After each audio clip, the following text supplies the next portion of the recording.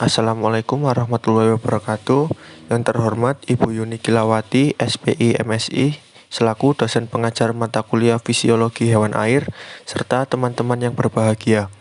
Saya Muhammad Ardiansyah absen 1, serta teman saya Michael Lukas absen 2, Nurul Fitria absen 3, dan Muhammad Tito Firdaus absen 4. Kami dari kelompok 1 akan mempresentasikan materi pada bab adaptasi. Materi pertama yaitu pengertian adaptasi fisiologi. Adaptasi adalah suatu proses penyesuaian diri secara bertahan yang dilakukan oleh suatu organisme terhadap kondisi baru. Bila suatu organisme diletakkan pada suatu lingkungan yang terganggu, maka respon adaptasinya akan melalui beberapa tahap. Permulaannya, kekuatan dan faktor dari afektor harus cukup untuk dapat memberikan respon. Sebagai contoh, bila waktu dedahnya pendek, maka menghasilkan respon adaptif. Dan bila mana waktu dedahnya diperpanjang dengan intensitas yang sama, maka akan menyebabkan kematian. Jadi, waktu dan kuantitas afektor harus dipelajari untuk menduga peranan lingkungan. Dalam rangka menyesuaikan diri dengan lingkungannya, hewan memiliki toleransi dan resistensi pada kisaran tertentu dari variasi lingkungan. Kemampuan mentolerir variabel lingkungan ini erat kaitannya dengan faktor genetik dan sejarah hidup sebelumnya. Suhu lingkungan, setiap ikan memiliki suhu optimum yang berbeda-beda, dan suhu di atas dan bawah kisaran normal akan menurunkan daya adaptasi kelangsungan hidup ikan. Namun, pengaruh terhadap suhu terhadap tingkah laku ikan ini juga ada beragam seperti schooling, yaitu ikan akan berenang secara berkelompok, dan kecepatan berenang ikan akan bisa dipengaruhi oleh suhu, ruaya migrasi untuk mencari tempat yang suhunya dapat ditinggali lebih sesuai. Aktivitas makan tidak akan seperti pada suhu normal. Pertumbuhannya juga tidak akan secepat dalam kecepatan normal ketika dalam suhu normal, dan juga pemijahan.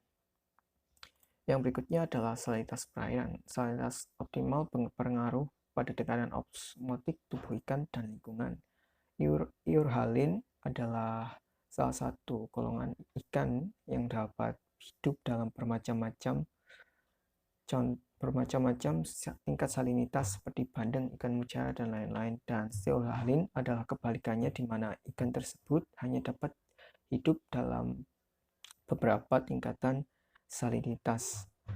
Dan pengaruh salinitas terhadap tingkah laku ikan tersebut adalah kelangsungan hidup dalam salinitas yang tidak sesuai dengan tekanan osmotik tubuhnya. Ikan tidak akan dapat bertahan hidup, dan pertumbuhan bobot mutlak juga dipengaruhi oleh salinitas pertanian jika dalam masa larva dan lain sebagainya.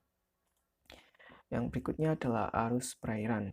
Dalam arus perairan sendiri juga memberikan pengaruh, yaitu terhadap tingkah laku ikan, gerakan ikan yang menuju arah arus, yang jika ikan akan ingin kembali ke rumah atau habitatnya, atau tidak bereaksi terhadap arus, schooling ikan yang biasanya dilakukan oleh ikan pelagis, tuna, dan cikalang. Dan yang berikutnya adalah kelimpahan makanan sendiri. Yang pertama adalah perubahan populasi ikan. Perubahan populasi ikan itu sendiri juga biasa dikarenakan oleh migrasi ikan. Oleh karena itu, ikan yang ada dalam lingkungan yang memiliki masalah kelimpahan makanan sendiri itu akan berubah-ubah, dan rantai makanan dalam perairan itu akan berubah, migrasi untuk mencari feeding ground dan tempat yang aman. Aktivitas makan dan kuantitas dalam ikan akan berubah untuk menyesuaikan, dan kompetisi antar sesama ikan jenis atau simbiosis untuk saling membantu dan predasi saing sama lain. Lalu terdapat istilah-istilah yang berkaitan dengan adaptasi yang juga berkaitan dengan pengaruh internal. Terdapat 3 macam, yaitu aklimasi dan aklimatisasi, homeostasi, serta klasifikasi faktor-faktor lingkungan. Yang pertama terdapat aklimasi dan aklimatisasi. Aklimasi sendiri merupakan gambaran dari sebuah respon kompensasi oleh suatu organisme terhadap perubahan suatu faktor, yang dapat disimpulkan juga sebagai bentuk penyesuaian diri dari suatu faktor lingkungan. Sedangkan aklimatisasi merupakan gambaran dari sebuah respon yang diterima atau respon kompensasi oleh suatu organisme terhadap perubahan suatu lingkungan. Biasanya proses aklimasi berlangsung dalam jangka waktu 1 hingga 7 hari. Respon ini berpengaruh pada generasi selanjutnya melalui proses non-genetik atau seleksi genetik. Hal ini biasanya dilakukan pada ikan yang dipindahkan pada kolam baru. Kompensasi fisiologis guna keberlangsungan hidup berubah-ubah. Yang pertama, terdapat poikilotermik, di mana suhu tubuh mengalami fluktuasi menyesuaikan suhu lingkungan, seperti pada invertebrata dan vertebrata tingkat rendah. Lalu terdapat juga poikilusmotik, di mana suatu kondisi osmotik tubuh berfluktuasi mengikuti osmotik lingkungannya, seperti yang ditemukan pada beberapa hewan invertebrata, yaitu Polychaeta. Terdapat juga keadaan keseimbangan yang dapat dipertahankan, yaitu konformer, di mana keberlangsungan proses fisiologis yang baik terjadi pada kondisi osmotik bervariasi atau variasi pada suhu berbeda. Pada hewan biasanya memacu pengatur keseimbangan dalam tubuh mempertahankan tetap menyesuaikan pada kondisi lingkungan. Lalu terdapat juga regulator, di mana proses regulasi yang diperlihatkan oleh hewan yang biasanya melibatkan sistem saraf otonom dan hormon. Namun, biasanya pada beberapa jenis hewan memperlihatkan respon pada perubahan lingkungan melalui tingkah laku.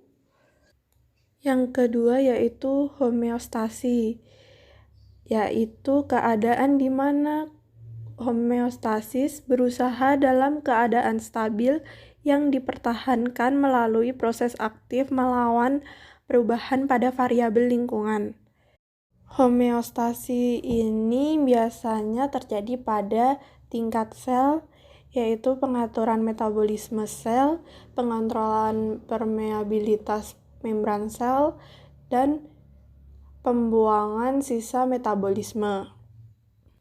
Selain itu, terdapat faktor pengganggu yang dapat menyebabkan respons stres.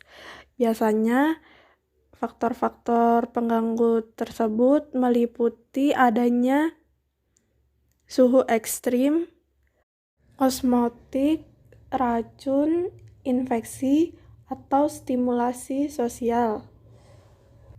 Dampak dari respons stres sendiri seperti penurunan volume darah, penurunan jumlah leukosit, penurunan glikogen hati, peningkatan glukosa darah, penyusutan diameter lambung, serta penipisan lapisan mukosa. Selanjutnya adalah klasifikasi faktor-faktor lingkungan. Terdapat 5 macam klasifikasi faktor-faktor lingkungan, yaitu antara lain lethal factor, controlling factor, limiting factor, masking factor, dan directive factor.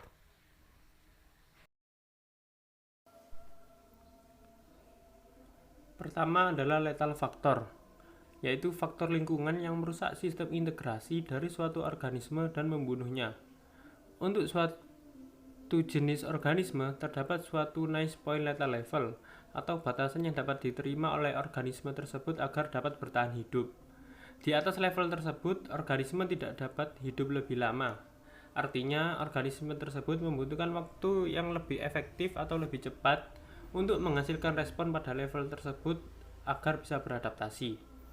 Selanjutnya adalah controlling factor, yaitu faktor lingkungan yang mempengaruhi pada aktivitas molekuler pada mata rantai metabolisme. Hal-hal yang mempengaruhi tersebut seperti suhu, tekanan, dan pH.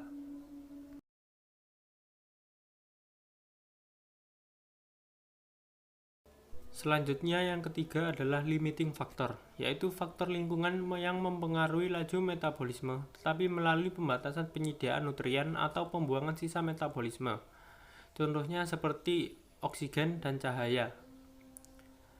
Yang keempat adalah masking factor, yaitu faktor lingkungan yang merubah atau menghambat bekerjanya faktor lain. Dalam kasus ini, contohnya seperti keadaan air yang mempengaruhi suhu dan laju metabolisme organisme. Dan yang terakhir adalah directive factor, yaitu faktor lingkungan yang menyebabkan gerakan atau terganggunya aktivitas suatu organisme. Contohnya seperti suhu atau salinitas yang mengarahkan organisme untuk melakukan migrasi.